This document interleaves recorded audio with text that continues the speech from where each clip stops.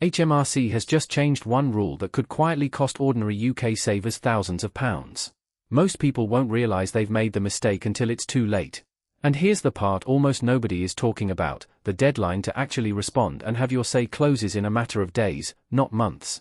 Stick with me for the next 10 minutes, because by the end of this video, you will know exactly what's changing, why it happened so suddenly, and, more importantly, what you need to do about it before April 2027. Let's start with what most savers still think is true. Right now, you can put up to £20,000 a year into an ISA. You can split that however you like, some in a cash ISA, some in a stocks and shares ISA, some in an innovative finance ISA. Every penny of interest, dividends, or capital gains inside that wrapper is completely tax-free. That's the deal that's existed for years, and it's why ISAs are the single most popular tax shelter in Britain. But that deal is now changing, and it's changing faster, and more aggressively, than almost anyone expected. On the 23rd of June, 2026, HMRC and the Treasury quietly published something called the ISA Reform 2027, Anti-Circumvention Rules Fact Sheet. At the very same time, they launched a consultation on a brand new product, the First-Time Buyer ISA, which is set to replace the Lifetime ISA altogether.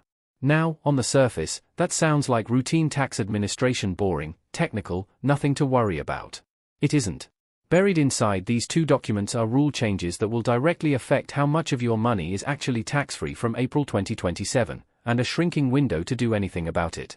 Here's where it gets uncomfortable. First, the cash ISA limit is being cut almost in half. From the 6th of April, 2027, if you're under 65, your annual cash ISA allowance drops from £20,000 to just £12,000. The overall £20,000 ISA limit stays the same, but £8,000 of it can no longer sit in cash. It has to go into stocks, shares, or innovative finance products.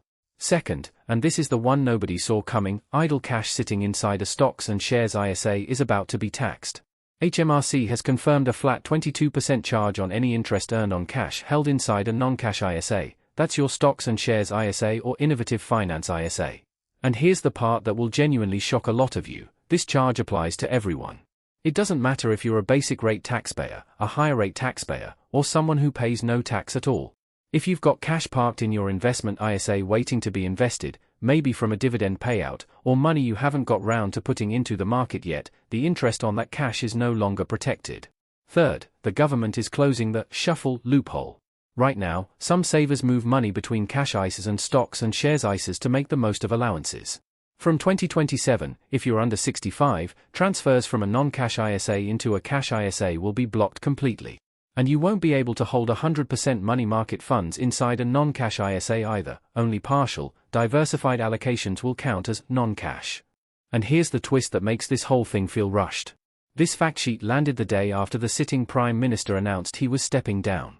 Industry commentators, including Accounting Web, have openly called the policy barely thought through, and questioned whether it was pushed out quickly for political reasons rather than sound tax design.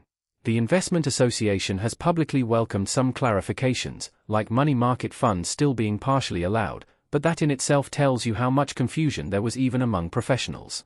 On top of all that, there's the new First-Time Buyer ISA, which is meant to replace the Lifetime ISA.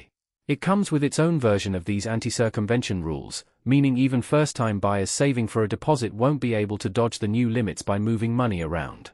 And here's the deadline that changes everything: the government's consultation on these rules closes on the 17th of August, 2026. After that, the framework gets locked in ahead of regulations being laid this autumn.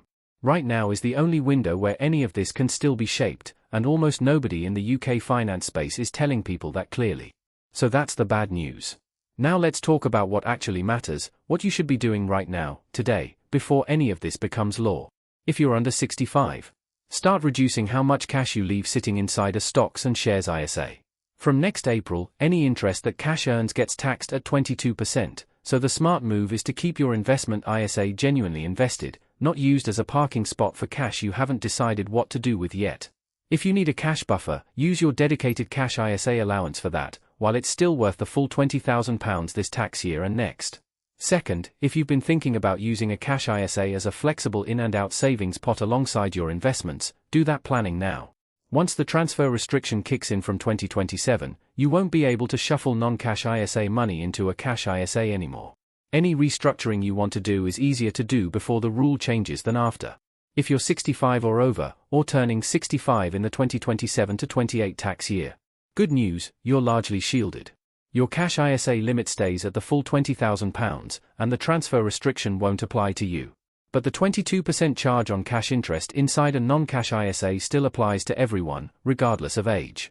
So even if you're over 65, it's still worth reviewing how much uninvested cash is sitting inside your stocks and shares ISA. If you're saving for a first home, keep a close eye on the first-time buyer ISA consultation.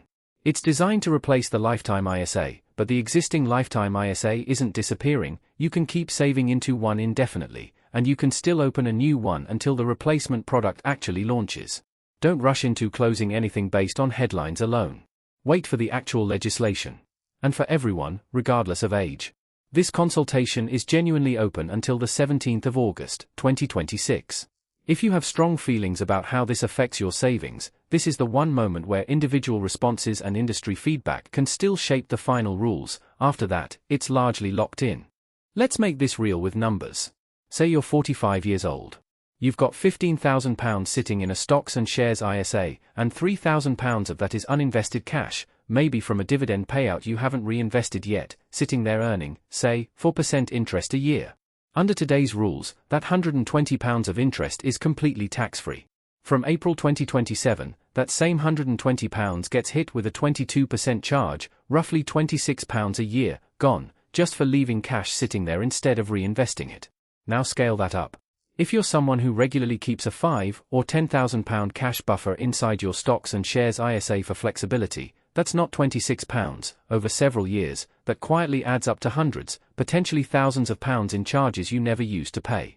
And that's before you even factor in the reduced cash ISA allowance limiting how much you can shelter elsewhere.